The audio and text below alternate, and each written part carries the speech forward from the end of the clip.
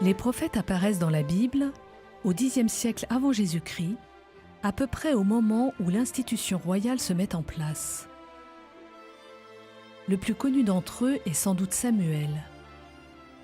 C'est lui qui sacre Saül roi, puis lui fait connaître de la part de Dieu son rejet dû à son manque de foi.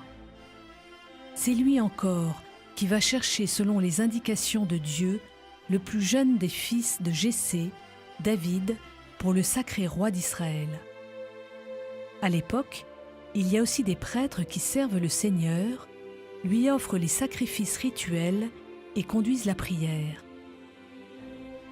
Entre le roi et le prêtre, le prophète incarne une sorte de contre-pouvoir qui vient affermir le peuple et le roi en leur rappelant leur premier devoir, adorer Dieu, le servir et conformer leur vie à sa loi.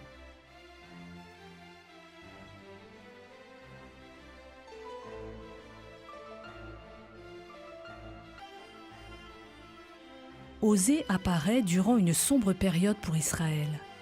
Les royaumes du nord et du sud se sont séparés, les révoltes se multiplient dans le royaume du nord, les intrigues de cour se succèdent, les rois sont assassinés, la corruption bat son plein.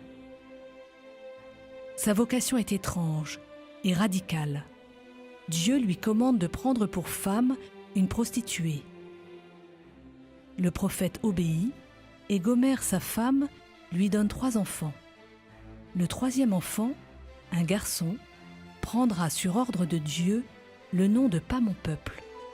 Ainsi, le prophète met en jeu sa vie tout entière, son affection, sa sexualité, sa paternité au service de son Dieu et du peuple infidèle. Sa vie est plus qu'un symbole.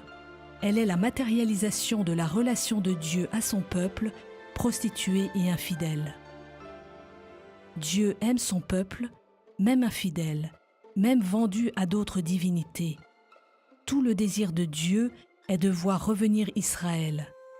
Je la conduirai au désert et je parlerai à son cœur. Je te fiancerai à moi pour toujours, dans la justice et dans le droit.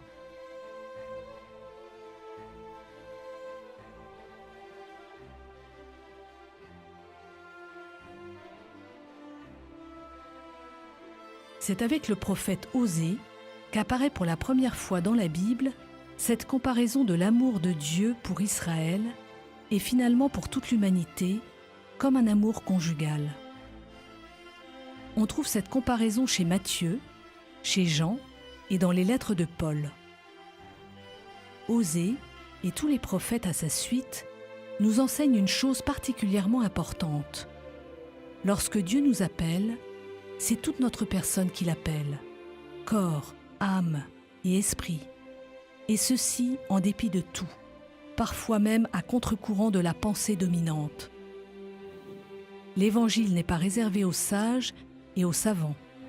Il s'adresse à ce qui est le plus intime, notre cœur.